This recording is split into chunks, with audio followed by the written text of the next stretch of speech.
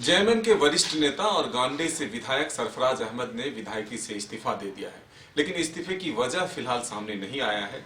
इस विषय पर हम चर्चा के लिए मौजूद हैं हमारे साथ जेएमएम के प्रवक्ता और बड़े नेता मनोज पांडे जी। मनोज जी, एक बड़ा दाव, एक बड़ा विषय जो है सामने आया, नव वर्ष की शुरुआत होते ही आपके विधायक ने इस्तीफा दे दिया। क्या वजह हो सकती है इस इस्तीफे की, कुछ पता चल पाया आप लोगों को? देखिए, अभी तक तो जो मुझे जानकारी है उन्होंने व्यक्तिगत कारणों से दिया है।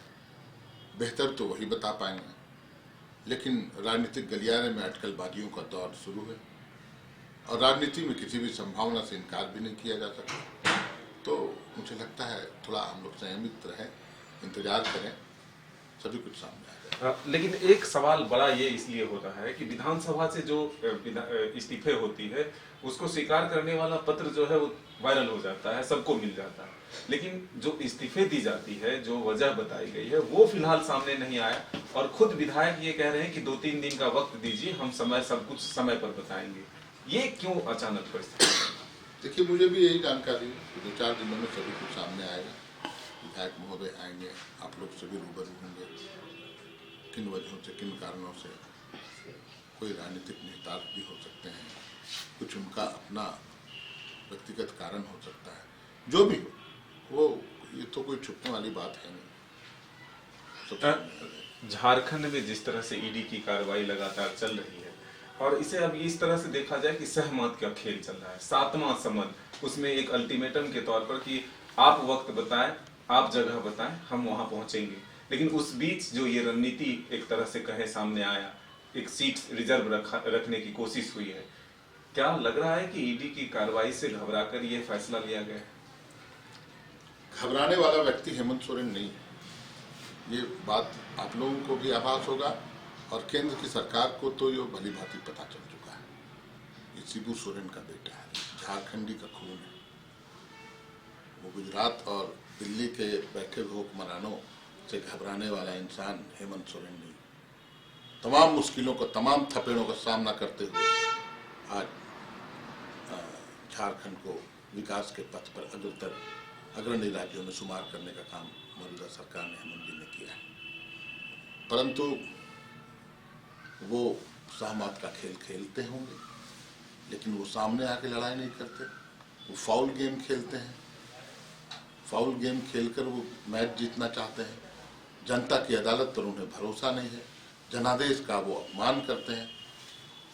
लेकिन हेमंत सोरेन जी को मैं अभिमन्यु मानूंगा, और वो अभिमन्यु महाभारत वाला नहीं, आधुनिक अभिमन्यु, तमाम चक्रव्यूहों को तोड़कर, भेद कर आगे बढ़ने वाला, अपने दुश्मनों का सफाया करने वाला एक ऐसा वीर पुरुष झारखंडी जनता, तमाम झारखंडी जनता उनके साथ, उनकी सेना के रूप में मुस्तैद है, अडिग है।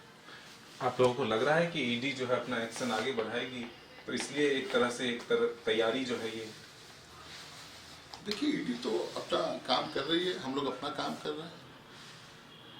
मुझे लगता है हेमंत जी कानूनविदों के संपर्क में हैं और उचित समय पर उचित फैसला लेंगे।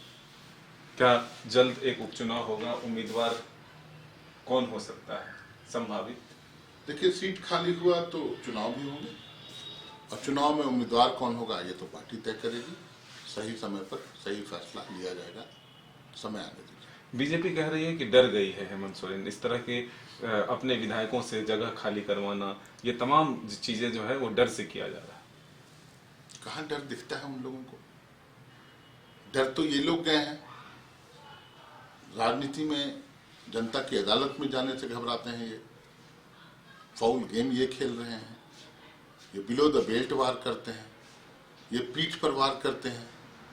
लड़ाई लड़ने की क्षमता है तो खुले मैदान में, राजनीति में आइए। बाबूलाल मरांडी जी को भी चुनौती है राजधनवार की सीट पर, और उसे बोलते हैं डर गए। डर तो आप गए, तमाम भारतीय जनता पार्टी डर गई एक माटी पुत्र से, एक आंदोलनकारी का बेटा से। गुजरात दिल्ली की लॉबी लगी हुई है, कैसे इस आदिवासी युवक को सत्ता से हटाया जाए। लेकिन आपने देखा किस मजबूती के साथ लड़ाई लड़ी जा रही है। तो डरपोक ये लोग हैं, हम लोग नहीं। लेकिन वक्त कम है सरकार के पास, 4 वर्ष बीत चुके हैं, आखिरी वर्ष चल रहा है। ऐसे में कामकाज तो प्रभावित होगा अगर ईडी और इस तरह के चुनाव में अगर आप उलझते रहें तो। देखिए, कोशिश तो वही है, वही प्रयास है। 4 सालों के इस सफर में 2 साल कोरोना का आप हटा दें, 2 साल काम करने का मौका मिला इस सरकार को। इतना बेहतरीन काम। मैं इकोनॉमिक फ्रंट पर बात करता हूं, जो आर्थिक स्थिति इस राज्य की, हम 12वें पायदान से आगे 5वें पायदान पर, यह सब संभव हो पाया हेमंत सोरेन जी की सरकार में। गुजरात जैसा राज्य 5वें से 7वें पर चला गया। तो प्रयास यही है इन लोगों का कि कैसे हम झारखंड के विकास को अवरुद्ध करें, रोकें। जो विकास रथ है इस सरकार का, जो सोच है हेमंत सोरेन जी की, जो प्रतिबद्धता है झारखंड के विकास की, उसमें कहीं न कहीं ब्रेक लगाया जाए। अभी तक वो सफल नहीं हो पाए हैं। मेरा मानना है वो कभी सफल नहीं हो पाएंगे।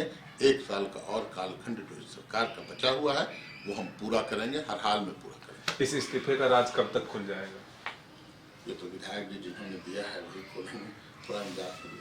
तो फिलहाल ये मनोज पांडे जी कह रहे हैं कि राजनीति में संभावनाओं का द्वार जो है हमेशा खुला रहता है। आने वाले वक्त में पता चलेगा कि आखिर इस इस्तीफे की राज क्या है और किस सोच के साथ यह फैसला लिया गया, ये आने वाला वक्त बताएगा। अपने सहयोगी राजवल्लभ के साथ मदन सिंह, न्यूज़ 22 को रांची।